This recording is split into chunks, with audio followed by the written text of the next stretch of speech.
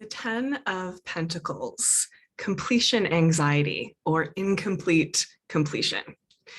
So I'm going to show you a couple of different images of the 10 of coins or the 10 of pentacles. This one is from the Dreamkeeper's tarot. We'll come back to each of these. This is from the Modern Witch tarot. These images are really quite different from each other, so just kind of noticing that. And this is from the Tarot of the Divine. So let's talk about tens. 10 is a number of completion. So it's coming to the end of a certain type of cycle. And if you think about the cycle of the numbers and sort of how they move through, you go to 10 and then you start going to the court cards. So the 10 usually means coming to the end of a certain aspect of a journey, and then a new aspect of that journey begins. There's sort of a newness that comes after that ending. And coins or pentacles is the element of earth. It's about material reality. It's about the body. Sometimes it refers to finances, money, stability of the house, things like that. So one of the traditional meanings of this card is legacy, or, sort of looking back at the work that you've done in your life and kind of coming to a moment of joy, looking at what's there for you. So in this particular card, we have this old elderly couple looking at this kind of brood of children. And this is based on a story that has to do with someone who's really been through a lot, and coming to the end of all of that work and just looking at, the joy of sort of continuing on their lineage.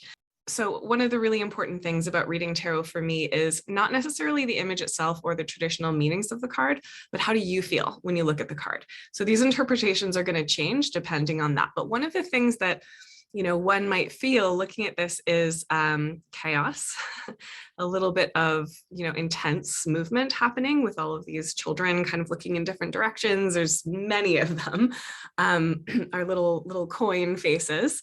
And, there's this sort of looking down upon, and maybe, an aspect of the elderliness and an aspect of the having been through a lot of struggle to kind of get to this point. So there's some ambivalence here.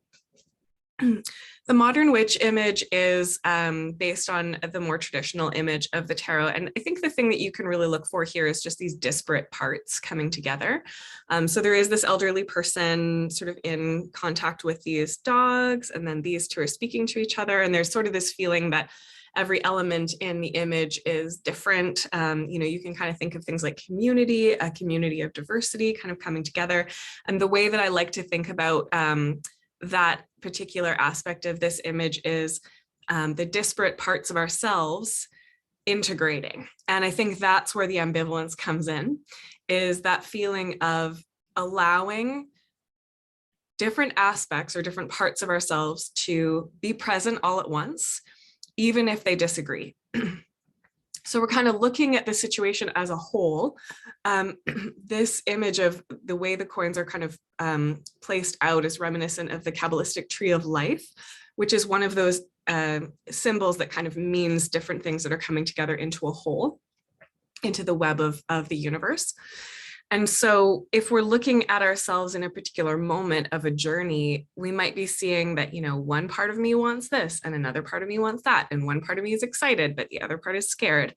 And I really like to think about, in this case, the and principle, which is the idea that it's not I'm excited, but I'm scared, or I'm excited, or I can be scared, but I can't be both. But rather and letting both all aspects be present all at once without them having to conflict with each other, even if they do disagree, I guess is how to think about it. So letting yourself be in that state of and.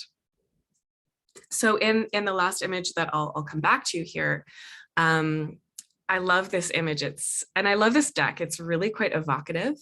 And I'm not sure if you can see this super well, but you kind of have this beautiful green dress, and there's a little figure coming out of the neck of the dress, which sort of makes me think of Athena being born out of Zeus's head. And this figure is kind of looking down at what looks to me like It could be a hand, it could be a little bit of shattered glass. There's sort of something that has broken or something that has fallen. And this figure is kind of moving along this path, but has turned off the path to look at this piece. And there's that same sort of sense of disconnection or discombobulation with these two figures, this sort of something coming out of, like a body coming out of another body. So I think we come back to that and principle, that letting disparate pieces be in the same room together. And so with all of these images in mind, I think what happens when we pull the 10 of Pentacles or the 10 of coins is we're at a moment in our journey where something has ended, but we may not be quite ready for that thing to end, or we might feel mixed feelings about where we've come from and what we've accomplished at this point in our journey. So we might be looking back thinking, you know, I didn't quite finish that piece. I'm not really happy about how I acted here.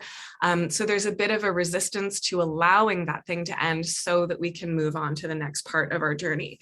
And so, you know, in this image, we've come off the path. We're actually not moving forward on the path anymore because we're looking down at the piece that broke or the piece that isn't working the way some of the other pieces are. And I think that, you know, up where this figure is not looking, there are all these kind of buoyant, they're pentacles, but they look like balloons, like they look like dirigibles, you know. So it looks like there could be some lightness and some movement if this figure were able to look up instead of down, or forward instead of back, is maybe a way of thinking about that. So if this card has come up for you, I would invite you to think about what is ending in your life, what's completing in your life.